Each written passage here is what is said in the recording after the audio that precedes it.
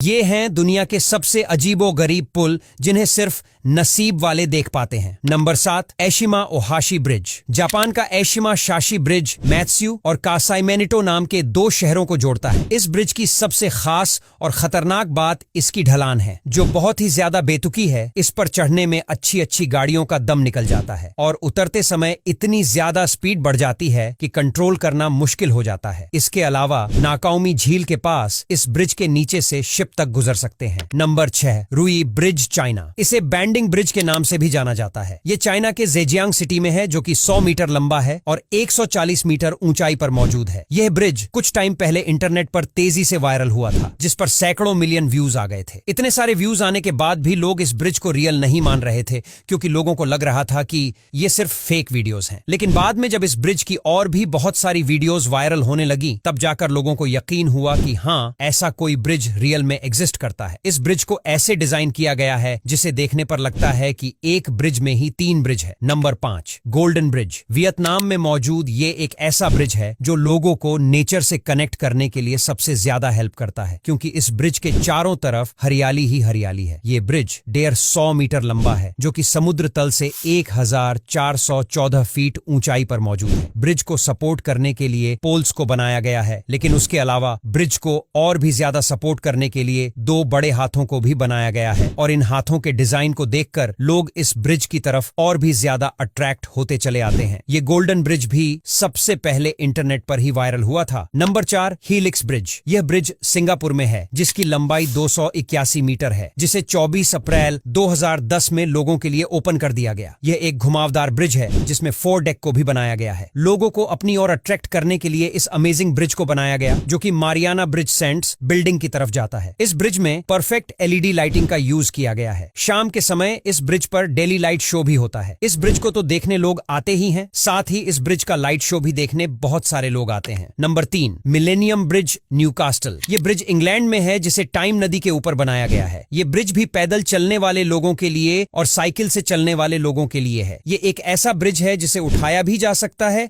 या फिर तो ऐसा भी कह सकते हैं कि इस ब्रिज के नीचे एक और रास्ता है, जिसे ओपन करने के लिए इस ब्रिज को ऊपर करना ही पड़ता है, क्योंकि इस ब्रिज के नीचे छोटी छोटी बोट निकलकर जाती रहती है। इसको ब्लिंकिंग आइस ब्रिज के नाम से भी जाना जाता है, क्योंकि जब इस ब्रिज को लोगों के लिए ओपन किया जाता है और बंद किया जाता है, तो ऐसा लगता है जैसे आंखों की पलकें ऊपर नीचे हो रही है। Number 2, wind and rain bridge China. Wind and rain bridge China में रहने वाले डोंग लोगों की अनोखी आर्किटेक्चर मानी जाती है। ये ब्रिज लकड़ी से बनाया गया है, जिसका ऊपरी भाग भी लकड़ी से ढका हुआ है। ढका होने की वजह से ये पुल खराब मौसम में बारिश और हवाओं से सुरक्षित रहता है, जिसके आधार पर डोंग के लोगों ने इस पुल को विंड एंड रेन ब्रिज का नाम दिया है। इस पुल की लंबाई लगभग 64.4 मीटर और चौड़ाई 3.4 मीटर की है। वहीं इस पुल की ऊंचाई 10.6 मीटर की है। Number 1, Banpo bridge rainbow fountain. यह ब्रिज साउथ कोरिया में है, जो कि सियोल और यूनसन